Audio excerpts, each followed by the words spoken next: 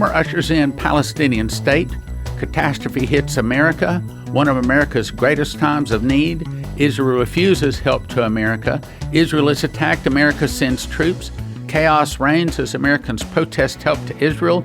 Then the fall of America will start with an internal revolution started by the communists. Some of the people will start fighting against the government. The government will be busy with internal problems. Then from the oceans, Russia, Cuba, Nicaragua, Central America, and Mexico, and two other countries will attack and defeat America in one day, in 1 hour, so great riches will come to naught. Welcome to the Prophecy Club. Prophecy Club has been around over 25 years now. We have had over 160 different speakers make pretty close to 400 different DVDs. And we have had some of the very best speakers in America talk on all kinds of topics. And I've got an amazing gift offer for you today.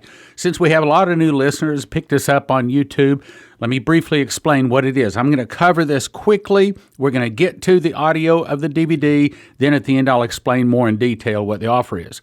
Essentially, we got an amazing offer. Okay.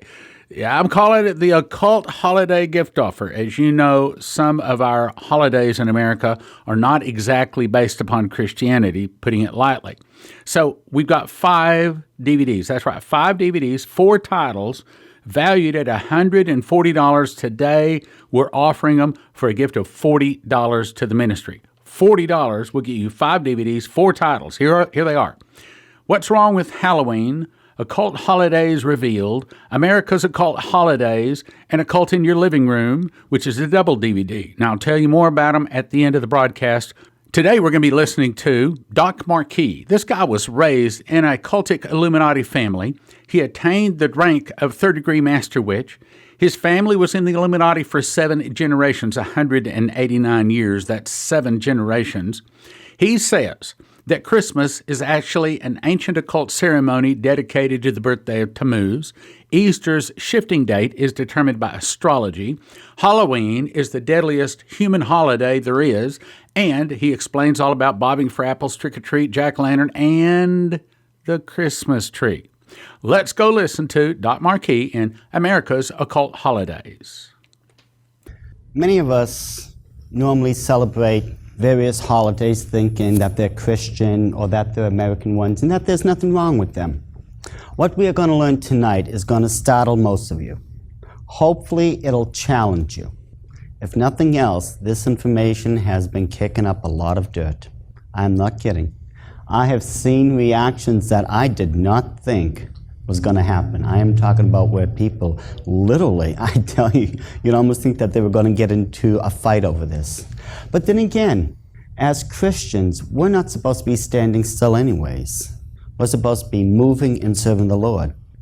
Now, I'm going to give you the very short version of how I got into the occult to begin with.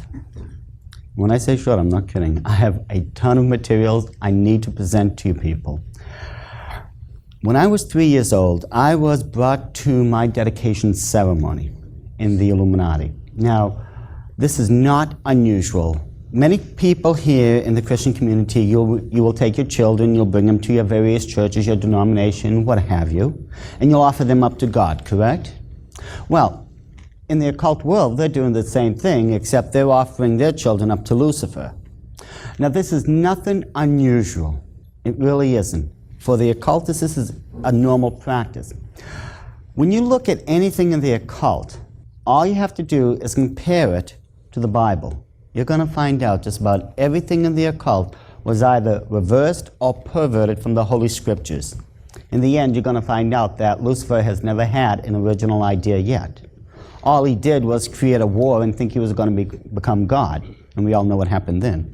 For the next 10 years, I was put into what's known as the outer court. Now, this is best understood as the Illuminati's version of a seminary. This is where you're taught all the rites, the rituals, the 8 nights of human sacrifice, spellcasting, alchemy, so on and so forth.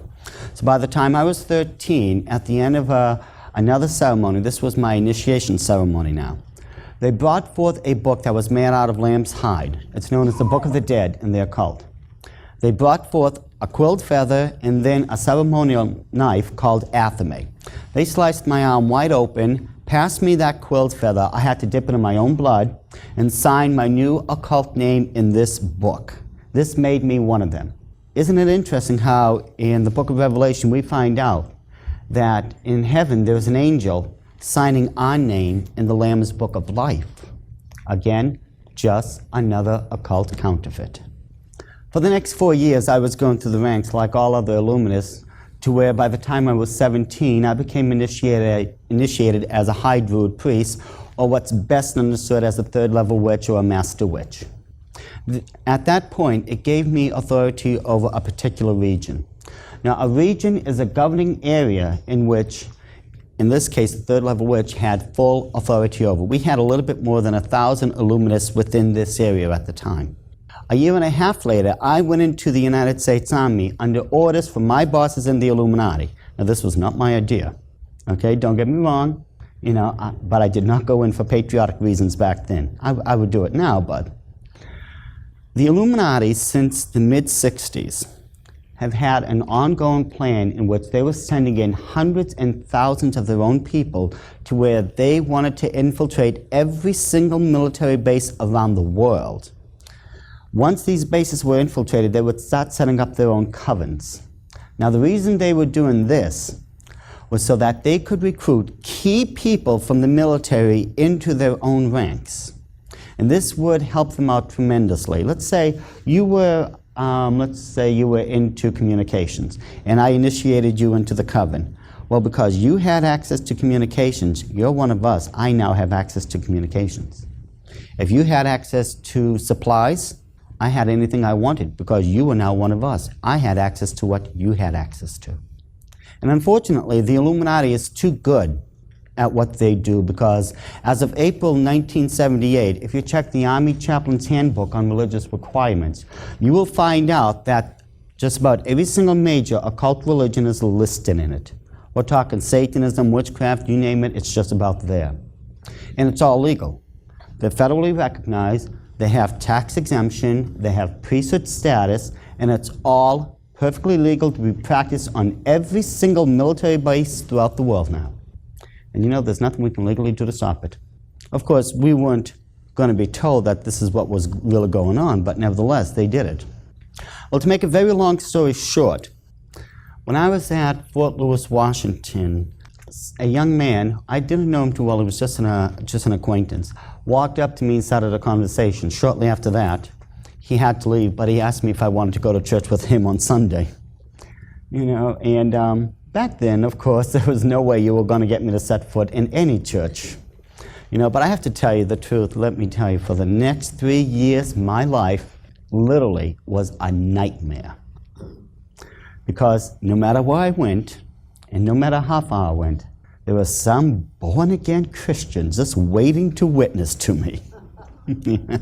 I mean, they were falling out of the trees, jumping out of the bushes, and I am not kidding when I tell you this is the truth. I actually saw one jump out of a moving vehicle once to try to witness to me, but I ran faster that day than that Christian did. To wrap it up, as I was saying, I have a lot to present, but at the end of those 3 years, I finally saw what I was doing in light of what the Christians were saying all along. On April 15th, 1979, I went into a Christian church as a sold-out slave of Satan's, and I left as a born-again child of the King. And for the last 18 and a half years, I've been running a ministry called Christians Exposing the Occult. We're in there trying to get people out of the occult. There's more going on nowadays than most Christians would realize. And it's sad. It really saddens me at times, because we're the only ones who actually can be used of God to get these people out. And so many times, we just don't seem to be doing it. What we are going to be doing now, as I stated before, we're going to be going over certain holidays. Just about every single holiday you can think of, and we're going to get into the origins of all this. I am hoping that at the end, this challenges you. Not to go out and have me shot, but challenges you as a Christian, your conviction, your dedication to Christ. There were 8 nights of human sacrifice on the Illuminati's calendar. Starting from the top, December 21st is the night of Yule. It moves down to Imbolg, Ostara, Beltane, Litha, Lughnasadh, Mabon, and finally Samhain. Now the reason December 21st is at the top is because according to the Celtic calendar, this is the calendar that the Illuminati uses to this very day, the last day of the old year is October 31st. It begins on November 1st, the new year. Now you're going to find out this will have great significance. We will be getting to that. As we look through these nights, you're going to find interesting things are happening to them. If you recall in Genesis chapter 1, I believe it's verse 16, the reason God put the sun, the stars, the planets up in heaven was for us to measure the seasons by and to watch out for certain signs. This was the very specific purpose God put them there. And look at this. The winter solstice, the spring equinox, the summer solstice, and the autumnal equinox. Those are the seasons we're supposed to measure on the calendar. And yeah, look at what the occultists did. Already they started perverting it by putting those nights of human sacrifice right on them. And mind you, those 4 nights that line up with the 4 seasons, those are the minor ones. That's to say, almost as if to say, well, God is so minor in his plans that we're not even going to bother to recognize them with the major holidays. Nevertheless, these holidays constitutes already a perversion of our calendar. And you're going to see just how bad this has really gotten. Starting with December 21st. From December 21st down to February 1st, there was a 6-week period. From February 1st to March 21st, there was a 7-week period.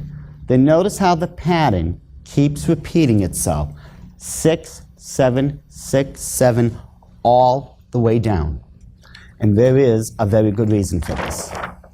You will also note that those groupings of 6 and 7 constitute sets of 13s, 4 13s to be specific.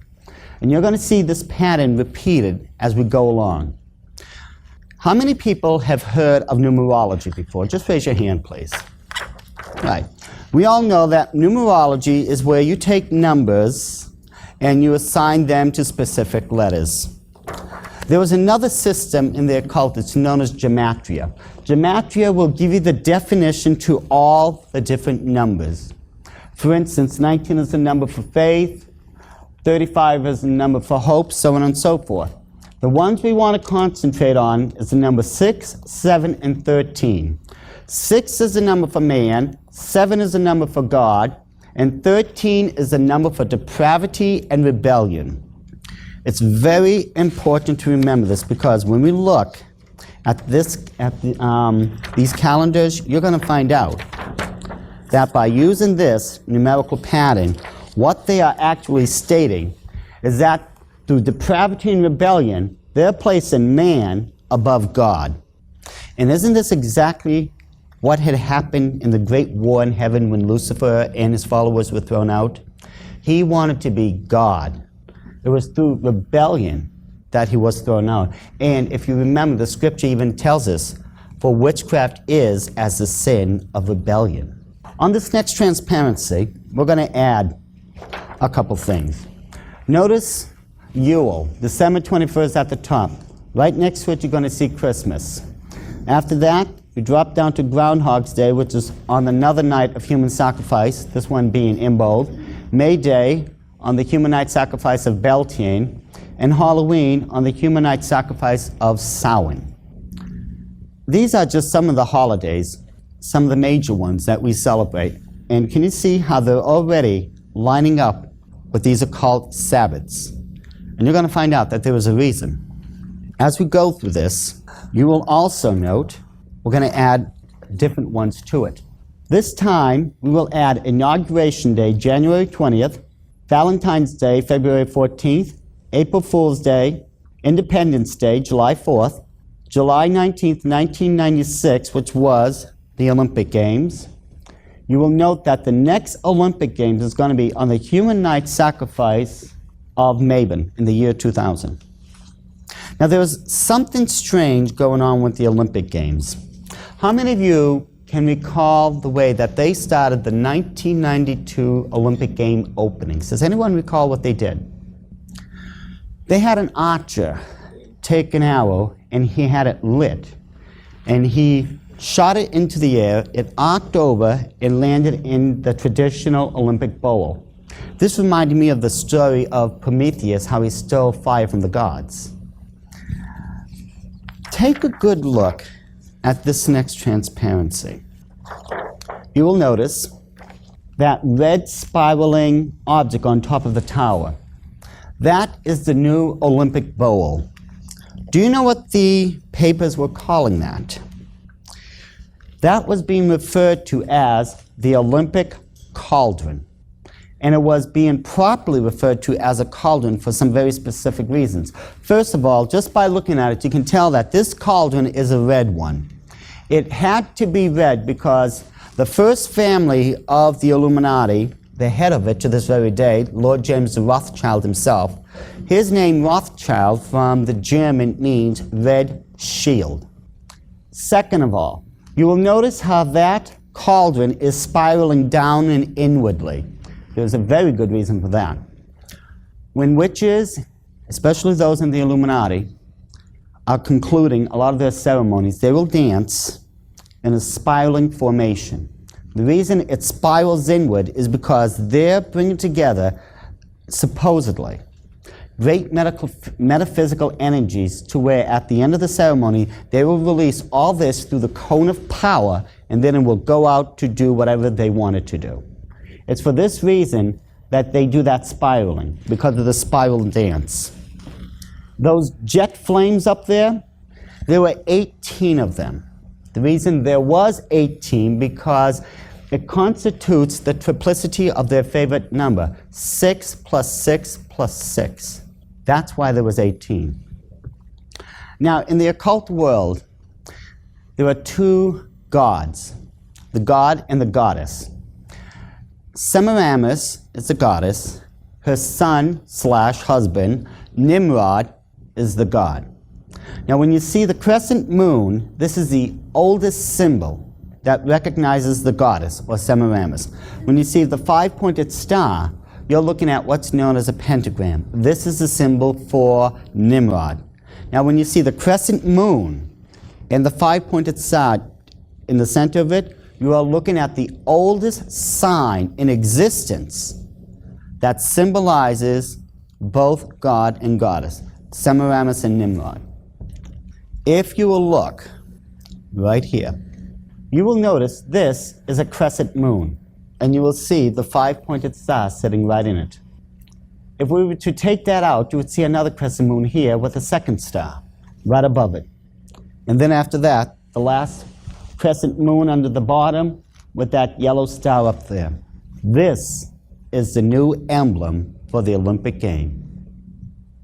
As I stated before, the next Olympic game is going to happen September 21st in the year 2000, Sydney, Australia. I can only imagine what they're going to do this time. I don't expect it to get any better. I'm expecting it to get a lot worse. There is a reason why these days were put in the specific pattern they were. Starting at the top. When we look at Inauguration Day, January 20th, this is when your president takes his oath of office. Do you know originally it was never that? It used to be November. The Illuminati had it moved up purposely to where it fit the pattern. And we're going to go with that pattern right now. You will notice Inauguration Day is exactly 13 days before the human night sacrifice of Imbolg. Valentine's Day is exactly 13 nights after the human night sacrifice of Imbolg. Easter, I will get into that afterwards. They have to use astrology to figure out when Easter is going to be every year. I'll explain that afterwards. All Fool's Day, or April Fool's Day, is exactly 13 weeks from the beginning of your calendar. Independence Day is exactly 13 days after the human night sacrifice of Litha. Last year's Olympic game, was exactly 13 days before the human night sacrifice of Lunarsad. And if you notice, the next one is going to be exactly on the night of a human sacrifice. Are you beginning to see this numerical pattern? How all these 13s are lining up? Let's face it, we can't deny the mathematics of this. All you have to do is just sit down at the calendar and count. It will point out these are all separated by 13s. And there are reasons. The main reason, at least for this alignment, is because every single one of these holidays are occultic in origin. We're going to be able to, Lord willing, go over the majority of them tonight, starting with Christmas. Now, I am very well aware that, of course, most people in the Christian realm, just about anyone for that matter of fact, believes Christmas has everything to do with the birthday of Jesus Christ, correct? However, when you look at the scriptures, there is no way, first of all, Jesus Christ could have been born on December 25th, as they like to state, because the Bible tells us that, if you look in the book of Luke, that the shepherds were still out in the field tending to their flock. To this very day, Judaic tradition teaches us they don't bring the sheep in from the fields until the second week of October. Christ could not have been born in December then. It had to have been right before that event had happened. If you have your Bibles, turn to Jeremiah chapter 10. There's an interesting event that's going on here. And then you tell me what this sounds like. Hear ye the word which the Lord speaketh unto you, O house of Israel. Thus saith the Lord, learn not the way of the heathen. Get that one memorized, folks. Learn not to do what these occultists are doing. What are they doing? Learn not the way of the heathen, and be not dismayed at the signs of heaven, for the heathen are dismayed at them. For the customs of the people are vain. For one cutteth a tree out of the forest, the work of the hands of the workmen, with the axe. They deck it with silver and with gold. They fasten it with nails and with hammers, that it move not. That's a Christmas tree. You go to the forest, chop it down with the axe, bring it home, nail it or put it in that little upright stand, take gold and silver trimmings, deck it all around, voila, you have a Christmas tree. We think this tree is supposed to be part of the birthday of Christ. How?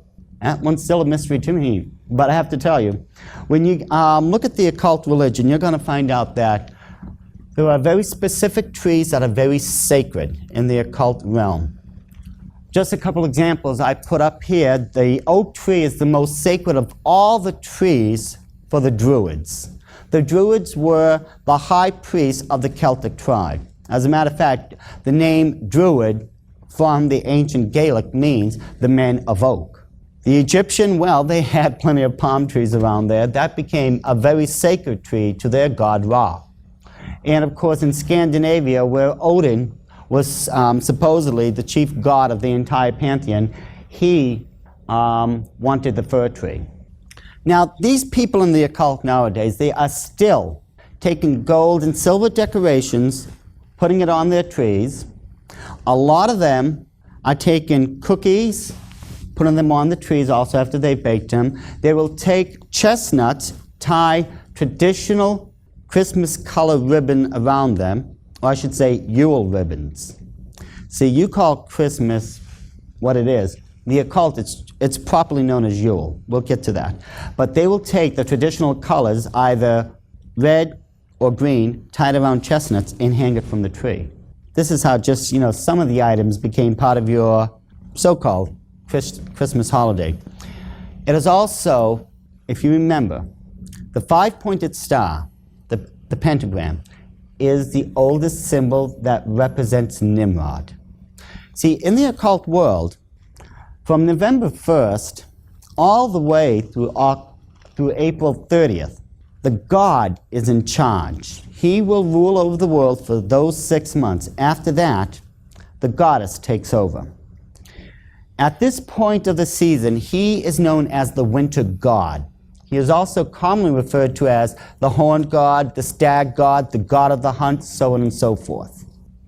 It is for this reason, his symbol, the 5-pointed star now, you've been placing it on top of these Christmas trees. How many of us have done this in the past? Be honest, yeah. We've been putting those on top of our trees.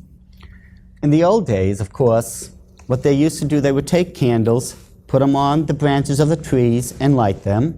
They would also take these same candles and put them on their windowsills.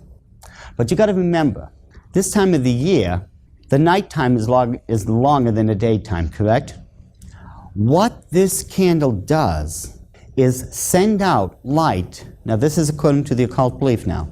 Sends these lights out from the homes to where the winter god can see them, and he will come down and bless the people in that household. These lights are welcoming back the winter god himself. But of course, nowadays, we've modernized this, and we have these multicolored lights that blink on and off, and these fake candles we put in the windowsill, but it's still the exact same thing. You put those on your trees, you put those on top of your windowsills, you're doing exactly what those people in the occult are doing to this very day. You're welcoming in the occult winter god. Then, of course, there are the various plants that we are using to celebrate the season. We've seen mistletoe before. It's a green plant with white berries that are very, very poisonous. The mistletoe is a very sacred plant in the occult world. It's a fertility plant. It's for this reason that the custom of when you walk under the mistletoe you're supposed to kiss, that's what it's symbolizing, the rites of fertility. I'm going to interrupt right there, and now I'm going to tell you a little bit more in depth about these 5 DVDs, 4 titles that we're offering. All of them valued at $140, available for a gift of just $40 at prophecyclub.com. Prophecyclub.com. Okay, the first one. What's wrong with Halloween? Dr. Jack Clooney, ranking authority on Satanism, witchcraft, white supremacy, all sorts of things, worked with the FBI, CIA, OSI, Border Patrol, expert on it. Occult Holidays Revealed, Stephen Dollins, ex-Satanist high priest, Church of Satan, reveals origins behind Christmas, Easter, Halloween. He explains things in an amazing way. And then the one you've been listening to, America's Occult Holidays. And then one you haven't heard, one of the most popular DVDs, double DVD called Occult in Your Living Room. Stephen Dollins shows you things in your living room that will shock you to find out that they're actually occultic, like the rabbit's foot, a troll doll, Teletubbies, Pokemon, all kinds of things you wouldn't even believe. I would say that he could walk through almost any Christian's home and shock you by what you have in your home that's actually occult, opens doors for demons to come in. Do you have trouble sleeping at night? That's right, one of these DVDs might set you free. All 5 DVDs, 4 titles, valued at $140 for a gift of just $40 at prophecyclub.com. That's prophecy, and you spell prophecy with a C. That's prophecyclub.com. The Occult Holiday Gift Offer, prophecyclub.com. 5 DVDs, 4 titles, valued at $140 today, a gift of just $40. Thank you for listening. Thank you for your prayers, and thank you for your gifts of support. God bless. Now from the Prophecy Club, some exciting opportunities for you. Go visit watchprophecyclub.com, where you can watch over 160 Prophecy Club titles for an introductory monthly recurring subscription of just $20 a month, or a yearly subscription for $200. The early $200 subscription is the best deal because it locks in your rate against increases in monthly subscriptions. That's watchprophecyclub.com. You'll love the format. It's easy to watch, and the quality is great. Watchprophecyclub.com. watchprophecyclub.com. Go check it out today.